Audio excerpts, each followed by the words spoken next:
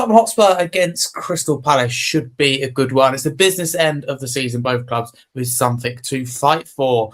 I'm joined by Henry. Henry, thank you so much for your time. Please, introduce yourself, tell people what you do. You do some fantastic stuff. Yeah, man. Cheers for having me on. As always, it's been a long time, so it's nice to be back. Hen Talks Football on TikTok, Henry Swain Journal on Twitter. I just talk about football basically. Do a bit of commentary, a bit of producing for the BBC as well, so that's fun. Yeah, it's good to be back on your channel, mate. It's good to have you. Let me tell you that. Thank you very, very much. A lot has happened since. Let me tell you that. Changing in players, managers, positions, you name it, an awful lot. But thank you very much. Without further ado, let's get straight into it. So, Henry, talk to me about Palace's season so far. I mean, you've had a lot about it. I mean, just from an outsider point of view, it looks like you've had some really bad days, a lot of uncertainty. I think you would have been very glad to see the back of that January window. What's the feeling now? I get that there's a lot of people unhappy with the manager, but maybe you've accepted he's going to be here till the end of the season. It's just a case of planning for the future, getting till the end of the season. Yeah, for sure. I think for me anyway, like I was very much in the Glasner out kind of brigade, especially when he came out and said kind of the things that he did about the club, about the fans, etc., etc. I'm a kind of supporter that doesn't like it when a player, manager, anyone like that kind of turns on the club itself. It's probably been like a bit of a disappointing season when you look at the highs that we ended last season with, obviously FA Cup, Community Shield at the start of this year, and it just kind of hasn't lived up to maybe the excitement and expectation. But we're into the knockout rounds of the Conference League, so very much still the favourites to win that trophy. So yeah, not the best season so far. I think frustration probably the key word. I think we're still one of the biggest underperformers of expected goals in the league and in the Conference League, so that's been a big problem for us. Obviously, loads of off the pitch drama, which is standard for Palace, as I'm sure you'll agree is the same for Spurs. And yeah, I think to be honest, each season that goes on by, I think I made a point when I first came on your show that I think Spurs are just like a more blown up version of Crystal Palace, like very similar clubs. And I think that just keeps proving itself to be true, mate. Yeah, you're absolutely right. And lastly, on Glasner, do you worry that it could ruin his legacy? Of course, winning 2 trophies, most notably the FA Cup, could it be ruined by him staying here? Because it just feels like, I mean, I think it's just probably you mean you'll know more than me. But it feels just about okay at the moment. But I'm thinking if form takes a turn for the worse, you don't pick up, and it just could end on maybe a little bit of a bad taste, and that'd be a shame because he's achieved a lot with you and you played some really good football. Yeah, I think it's a good point, but I think like what you say there about form, I think we kind of already had that, and we were what 13, 14 games without a win or 1 win in 15 kind of thing, and like it was bad. But it has started to turn now. Even against United in the first half, we looked kind of back to our very best. Completely played them off the park, and then obviously the decision to send Lacroix off kind of killed our game. But I think it's one of those where you can't say his legacy will be tarnished. I guess in a way it may be similar for Spurs fans with Ange, because as much as you would drab in the league, he did so well for you, and obviously made that kind of lifetime lasting memory of winning the Europa League. So you can't really complain too much. I think that it's probably just a case of I think he probably is the best man to try and lead us to Conference League victory. Although saying that, I think that to be honest, any decent manager should be able to win that competition with a squad that like the squad Palace have.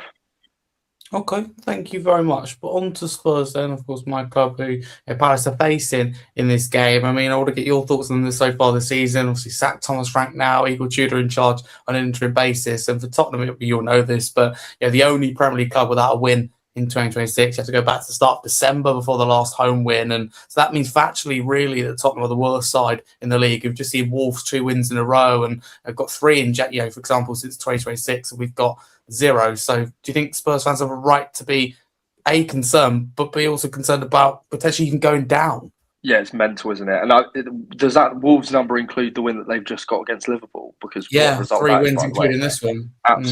Absolutely insane result. And Crazy. even with them picking up form, like you'd have to say that there's no chance they stay up. But if they keep playing how they're playing, you never know. Football has seen crazier things happen. But for Spurs, yeah, I mean it's mad seeing a club of that size with that kind of legacy as a Big Six club always.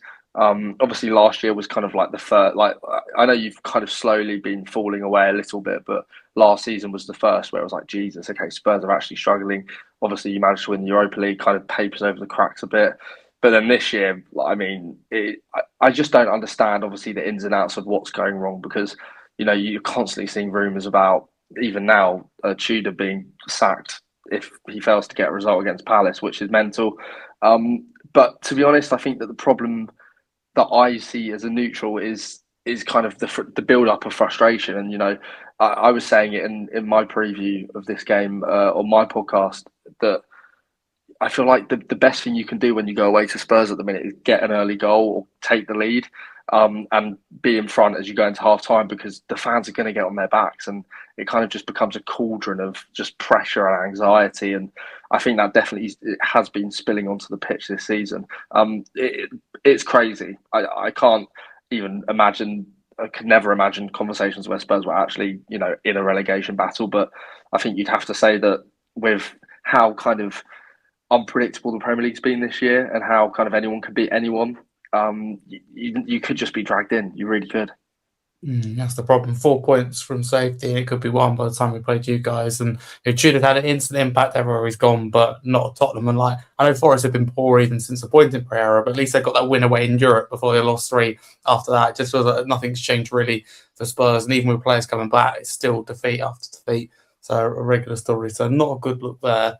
But Henry, on the game, how do you feel going into it? Correct me if I'm wrong, but I believe you got, Acquire suspended, which I think you'll be able to know a lot more than me, but I would say a big blow and probably leaves you putting players in positions that you don't want. And I've just seen you, since Gay's left. And again, I don't think you're quite the same force defensively, and there's been a lot of individual errors, I think, defensively. So yeah, talk to me about the game, and is that a concern for you? Yeah, it is. Although on Gay, I think that people kind of overlooked that he was playing and starting every game of, I think, the first half of that awful run of form. So it wasn't it's not really just a case of Mark Gay leaving. I mean, obviously he's gone to City and he's been flawless. He's not lost a game there yet, which we all knew he'd do. He's one of the best centre backs in the world. But yeah, Lacroix missing is a shame. It was a controversial decision, but I think it was probably a red card, whether it was a penalty or not. So yeah, it's a shame, but it's only one match ban. I'd imagine it would mean that we either see Lerma slotting in at centre back, or it will be Riyad, Richards, and Canvo. To be honest, Lacroix is obviously a really important part of our team, but I think we have got to. I think neutrals may be up purely from just being unaware. Didn't realise that maybe we'd already bought in the Gay replacement in advance. Chadi Riyad, we signed from Barcelona, and he had an ACL injury. He's kind of been coming back into the fray about last 6 weeks or so. JD Canvo as well, who signed in the summer. These are 2 extremely promising young centre backs. I mean, Canvo's been magnificent. Couple of individual errors, but he's 19 years old. Playing his, I think for Toulouse he played 6 or 7 games, 6, 7 between like 10 games max for Toulouse in his one year with their senior team. And now you look at it and it's like, okay, well, you can see that the mistakes are ironing out and he looks good, but it is a worry. And I'd be lying if I said I wasn't quietly confident going into this game, but it's just one of those where I just fear that it can't keep going the way it is for you guys, and it's got to turn at some point. And I just worry that that's going to be against us. That's the thing, yeah. It would be frustrating for you, bearing in mind that we just don't get a result at home. Only 2 Premier League wins at home the whole of the season. As I said earlier, 0 of them in 2026. But before I get your score prediction, Henry, to end, would you take a draw? If I said to you now, a point for Palace and move on, would you take it or not? If I'm honest with you, if I was a Palace fan, I wouldn't, the way that Tottenham are playing. But if I said it to you now, would you take it? Yeah, you know what? Purely because of how you're playing at the minute, I'd have to say no. But I think 3 points for us makes us safe. So I think it's a really really big game for us. And also, it's kind of after the Brighton win, we've kind of slowly started to build the momentum. Obviously, lost to Burnley, which was a bit of a kicker, but beating Wolves, then beating can't remember who played in the Conference League now. There's been so many games happening recently, but we seem to be kind of building that momentum up a bit. And you look at it now, and it's instead of it being 1 win in 15 that it was before the last few weeks, it's now I think 3 wins in 5 or something like that, which is obviously good. So I think if we can just carry the momentum over, not let it be too much of a hit. I just fear that we seem to have a big problem when we go ahead, where we just kind of seem to get a bit lackluster and a bit maybe just a bit too cocky with it. And I think that's what happened against United. You know, they come out second half and they were absolutely flying. And it's one of those where you kind of look at United from last season and you kind of think that's a disappointing result, a 2-1 loss at their place. But then you have to consider that they're third now. So to be honest, I think we need a win. I'd love to just get it out of the way and be able to say, yeah, you know, we're going to be in the Premier League comfortably next season. Not that I think we're going to go down anyway, but yeah, I don't think I'd take a draw. I think with the turmoil that Spurs are in right now, I feel like you just have to take advantage of it, as kind of unfair as that sounds to you guys, because ultimately that's what football's about, right? And we've got a decent chance to go to your place and get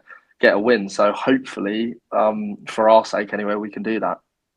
As a Spurs fan, I totally agree. Let me just tell you that, we'll be taking a draw against us. Henry, to end then, can I get your honest score prediction for this game? Yeah. Oh, I hadn't really paid it much thought. I'm going to go.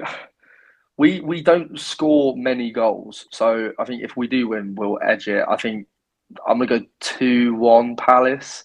I think we'll go ahead, and that will, like I said earlier, kind of just cause a bit of upset in the stadium. And I really think you, as a visiting team to the Tottenham Hotspur Stadium this season, you've got to take advantage of the frustration that you guys are feeling as fans. Because whilst I think the frustration is completely valid, I think that as an away team, you have to take advantage of it and use it to your best ability to kind of put even more pressure on those Spurs players. So yeah, I'll go 2-1. Evan Gesson to score. I absolutely love him. He's brilliant. And Strand Larsen as well. We'll go with that. And then is Pat Matissar fit for you? I quite like him. If he is, yeah, I'll give that. Yeah. I'll give you a goal to him. To throw in something in there, Brennan Johnson, of course, joined you from us. What have you made of him so far? Because the stats aren't good reading, and he's often criticised for Spurs, who's all-round game. I mean, it feels written in the stars. We'll just say this before it actually happens, that he does something against Tottenham for multiple reasons. But do you think he can work out? He's never someone that's going to dazzle, but can he start getting goals and assists? I think with him, it's going to be a case of when he gets one, it might start opening up for him. Mm-hmm. I think, he's had a few chances. He just, and I was really excited when we signed him because I thought he'd fit our system really well, but ultimately it's not worked out perfectly. I think he just, like you guys were spot on, he's not very good at making things happen for himself. He's kind of like he has to be the person getting the final touch of a move kind of player. And yeah, I think it's 1 assist in like 9 appearances. It's not great. And before that assist against Wolves, I think it was, or no, it was in the Conference League, in the second leg. Before that, he hadn't had a single goal contribution, or I think created a single big chance, which is slightly worrying. He's okay. I mean, like you said, it would be kind of typical football that he'd get his first goal against you guys, but it's interesting. We're now in a position where at the start of the season we were so limited in terms of depth and attacking options. We now have 7 or 8 very good options when they're all fit, and it's meant that Glasner's been able to kind of rotate between a mixture of Pino, Sarr, Gesson, and Johnson based on who we're playing and how the game's going to be, whether it's open or not. It didn't work against United. Went for pace, went for Sarr and Brennan Johnson, and I think he just really struggles to get into the game. And like I said, I think he's a player that just needs to be at the end of moves, and it hasn't quite worked for him yet. But I've got no doubt that he can kind of find some form at some point. Hopefully, coming into kind of the business end of the season, as they call it. And yeah, I mean, what better way to kick that run of scoring off than against his old club for us, exactly anyway. That. Yeah, moved up for us. But no, you're absolutely right. Thank you so much for your time, Henry. Really do appreciate it. Tell people again where they can follow you on the socials. Thank you. Yeah, it's Hen Talks Football on TikTok, and then just Henry Swain Journ on Twitter. If you want, you can follow my Palace podcast, Let's Talk Palace. Do that with a guy called Luke. It's very entertaining. Spurs fans might want to check out our reaction, especially if you guys beat us. You might enjoy that because there is a fair bit of crash out normally. But yeah, it's been lovely to chat to you again, mate. So thanks for having me on. It's a good one. All the best. I wish you and Crystal Palace all the best for the rest of the season. Thank you very, very much.